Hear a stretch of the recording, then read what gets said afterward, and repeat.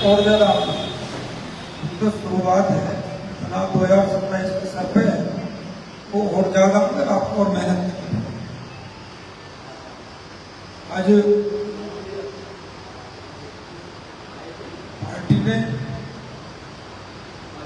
जो ये 11 साल की दूरियाँ बनवाने का कार्यशाला शुरू की है, उसका मुख्य उद्देश्य, कार्यशाला का मुख्य उद्देश्य ये है कि हम यहाँ जितने भी लोग बैठे हैं वो इस बात को हर गली, हर मोहल्ले, हर आदमी तक पहुँचाए, तो कार्यशाला में आने वाला का फायदा करते हैं। इसलिए कार्यशाला होती कि जो हमारे कार्य सरकार ने करे वो कार्यक्रम नीचे तक पहुँचे, कि ज़्यादातर लोग निकल जाता है। और बोलने का नुकसान ये कि जब चुनाव नजदीक आता है ना, तो फिर वो सारी बातें बतानी बनती है। इसलिए अपने इतना फायदे हो, चाहे आदरणीय योगी जी के 8 साल हो, चाहे मोदी जी के हो, तो चाहे उनका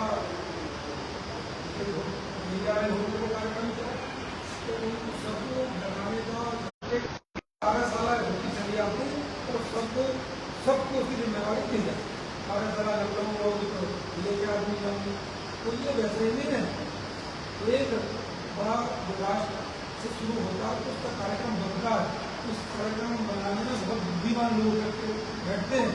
तभी हमें ये चर्चाएँ जो नीचे कभी क्यों करनी। अच्छा, आपको भारतीय जनता पार्टी है, और आज विश्व की कार्यकर्ताओं की दृष्टि से पूरे विश्व की सबसे बड़ी पार्टी, और जब शुरू हुई, जब कांग्रेस की क्या स्थिति थी, तो चारों तरफ कांग्रेस होती थी।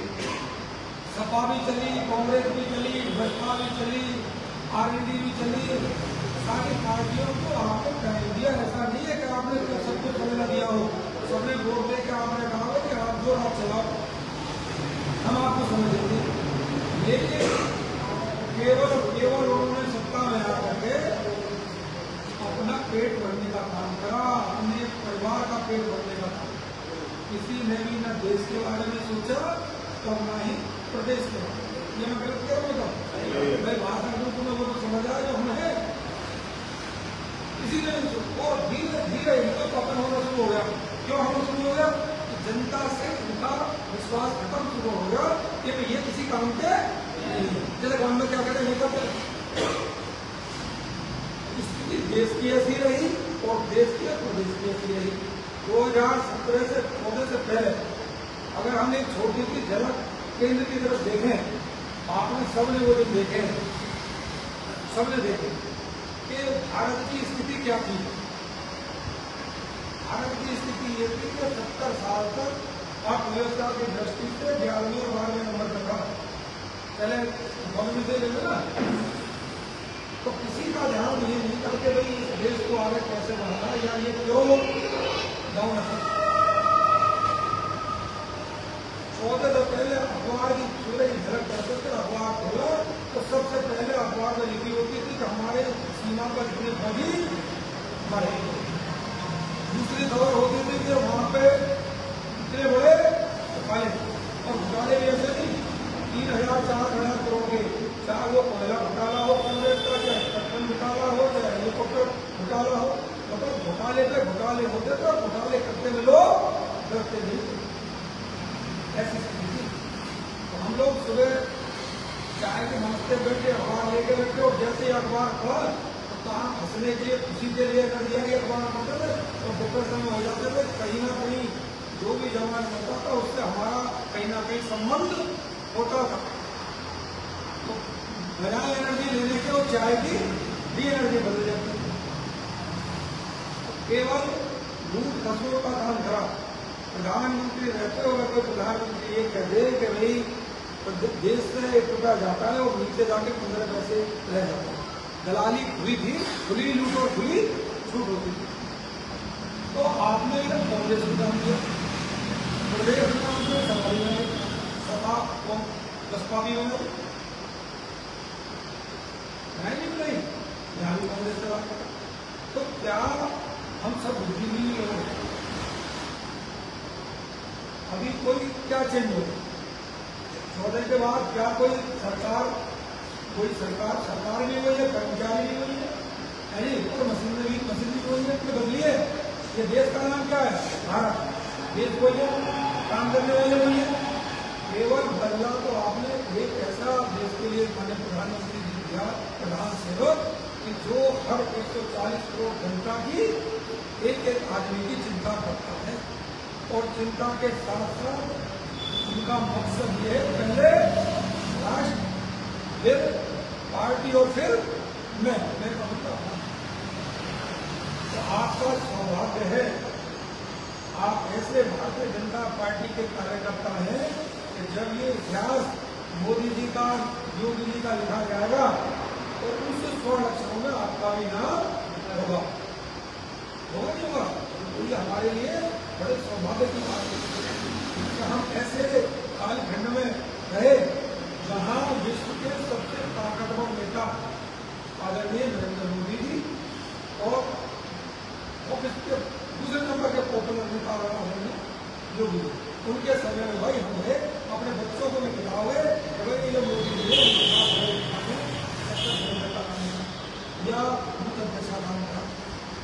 तो आप में वो शक्ति है कि आपकी ये भारतीय जनता पार्टी विश्व की सबसे बड़ी पार्टी बनी और आपने एक वोट 2014 में दिया, फिर एक वोट 17 में दिया, फिर 19 में दिया और अब की बार 30 बार आपने आदरणीय प्रधानमंत्री को दोबारा प्रधानमंत्री बनाया। और बड़े हम सभी हम भागवान हैं क्योंकि प्रधानमंत्री जी बनने के बाद ऐसी योजनाएं बहुत सी हैं कि जिन्हें पहली सरकार कुछ भी नहीं कर पाई। सोचने की बात थी, विचार भी नहीं कर पाती। अगर ये आपने सरकार ना बनाई होती तो मैं दो चीज बता दूं, उससे इतना सब हो जाऊंगी। और इतनी बात मुझे मतलब इस कोरोना काल में सबने देखा है और भुगता भी है, नहीं भुगता? कोरोना काल सबने भुगता है ना, भुगता ही नहीं। अगर भारतीय जनता पार्टी की सरकार ना होती, मोदी जी प्रधानमंत्री ना होते तो आप में से तिहाई न बचते, तिहाई नहीं बचते। ये घर में हर आदमी जाने के बचना मुश्किल है क्योंकि भारत की स्थिति ऐसी रही, पहले जब वैश्विक बीमारी आती थी तो उस बीमारी से लोग कम मरते थे और भूख से ज्यादा मरते। आदरणीय मोदी जी ने 80 करोड़ जनता को फ्री में राशन दिया कि ताकि कोई भूख से न मरे। जब हम उनसे काली बजवाई और खरी बजवाई, भूखी बजवाई तो विपक्ष हमारी हंसी उड़ाता था। पहले काली से क्या होता है, एक घंटी डाली तो कोरोना भागा। लेकिन प्रधानमंत्री जी की सोच ये थी कि घंटी काली से में ये देखते हैं पूरा भारत एक है, जो केंद्र कहे सब मानेंगे। और वही चीज हुई कि जब आपको एक मैसेज केंद्र सरकार से मिला तो उसका आपने पूरे पालन करा। और मोदी जी ने स्वदेशी वैक्सीन मात्र 9 महीने में बना दी। पहली वैक्सीन कोई 50 साल से पहले नहीं आई और 50 साल में कोरोना की आती तो कौन होता? इसलिए मोदी जी का धन्यवाद करना चाहिए तो उन्होंने ऐसे टाइम पे भी योगी जी ने को कोरोना हो गया था, लेकिन उसके बावजूद वो घर में बैठे बराबर अपने प्रदेश को इतना कम्युनिकेट करते और उनका एक मात्र मकसद था प्रदेश का एक निगरानी मेरा कोई ऐसे होता है तो राम लखन की जो भी युद्धि जाते हैं और कम समय सरकार के अपराध जाएंगे। क्यों? ये वो नेता है जो कहते हैं वो करते हैं। जनता का विश्वास भारतीय जनता पार्टी पर, आदरणीय नरेंद्र मोदी जी पर और आदरणीय योगी जी पर विश्वास करते हैं कि ये नेता न लूटेंगे न लूटेंगे। और आज का भारत, आज का नया भारत है, कोई छेड़ेगा तो छेड़ेंगे और इसका हमें परिणाम देगा। जब पाकिस्तान में हमारी तरफ आप जाके भेजी, मोदी जी के नेतृत्व में, करिश्माई नेतृत्व में चाहे सर्जिकल स्ट्राइक करी, चाहे एयर स्ट्राइक करी, और आपकी बार ऑपरेशन सिंदूर से आतंकवादियों घर में, उन्हीं के घर में मारने का काम था। और वो भी पाकिस्तान की आवाम का एक आदमी भी तो नुकसान नहीं हुआ, उन्हें वही मारा, उन्हें वही मार के और वो भी दोनों हमारी जो बहनें थी उनके हमारी विश्व की, मैं विश्व की बात कर रहा हूँ, दो परमाणु संपन्न देश पूरे वर्ल्ड में ये पहली घटना है कि जहां दूसरे परमाणु संपन्न देश में मार के वापस आ गए और उनसे कुछ भी नहीं, विश्व की सबसे बड़ी, ये तो दोनों तरफ परमाणु देश है, कहीं हुआ नहीं है, कोई चीज हमें मार जाए उसका एक देश उड़ा दे, उसके आतंकवादियों को उड़ा दे, मुल्ला जी को उड़ा दे, जो ढंगे लड़ाई आतंकवादी किसी का सगा नहीं है, हमारी पाकिस्तान में कोई लड़ाई हो रही है, हमारी लड़ाई तो आतंकवादियों से। तो मोदी जी के नेतृत्व में हमने चाहे चीन हो, ये गौरव की बात, क्या पाकिस्तान हो, क्या बांग्लादेश हो, कोई भी हो, हमने कहा अगर देखोगे ना, देखोगे तो बख्शेंगे।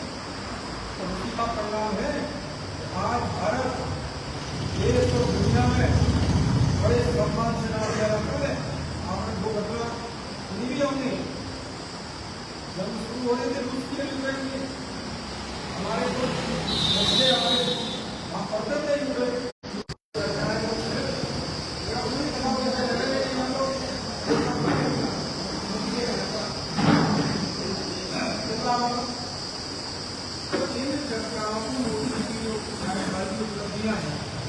उपलब्धियों को आप बताओगे।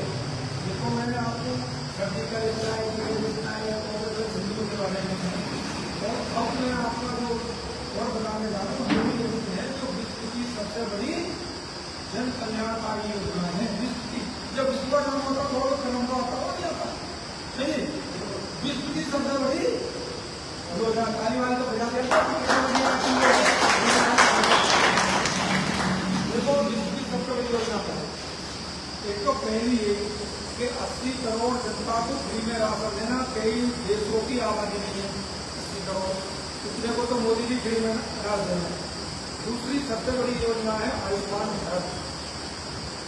कोई भी आदमी गरीबी से नाम है, कोई भी आदमी गरीबी से नाम है, उसके लिए सरकार ने 5 लाख रुपए का बीमा कवर शुरू करा है। लगभग ये आधी आबादी, देश की आधी आबादी को कवर है।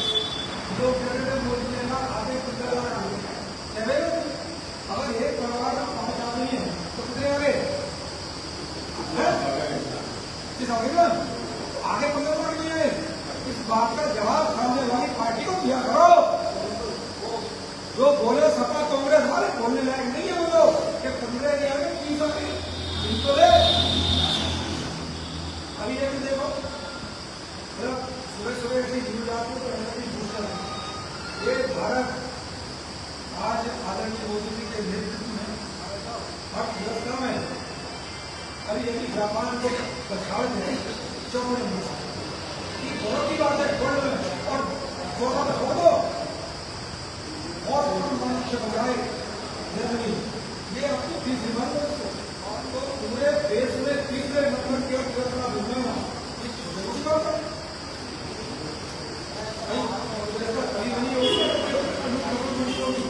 बंदी का जितना माल आ गया बंदी का चल जाएगा, जितना पैसा आता आपके साथ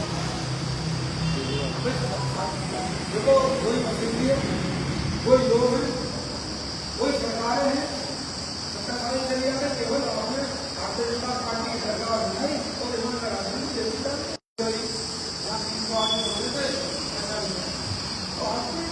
आपको जरूरत कहा है। मैं प्रदीप चौधरी विधायक बन गया, ठीक है, धर्मानी संसद बनवाएंगे, तुम विधायक बन जाओगे, उन्होंने कहा 2047 वर्ष को लेकर बार बार भारतीय जनता और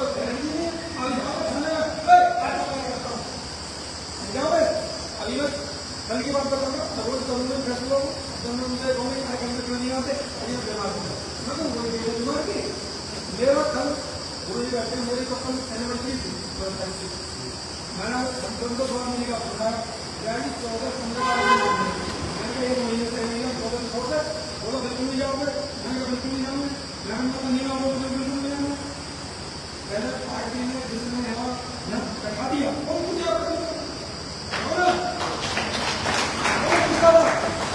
पार्टी का तो ठेकेगा कि जो टू करके जाएंगे तो छोड़ो नहीं करता बिजली वर्ग करने आदमी काम करेगा ऐसे कई लोग होंगे जिनके खड़े खड़े फोन करा नहीं करेंगे नहीं करे ये भी करे नहीं करे अभी नहीं बैठे यहाँ कम से कम 20 नहीं बैठे करो नहीं एक दिन तक पक्का नहीं होगा अरे नहीं बैठे 8 मिनट लगेगा ये नहीं 5 मिनट में खड़ी करके सीट से खाती तो भैया वो ताकत तो बंद है ना अगर भाजपा ना विधायक बनाती तो मैं कहाँ करता विरोध करता मैं कितने काम करे थे दो न्यायाधीश अभी सोया देखो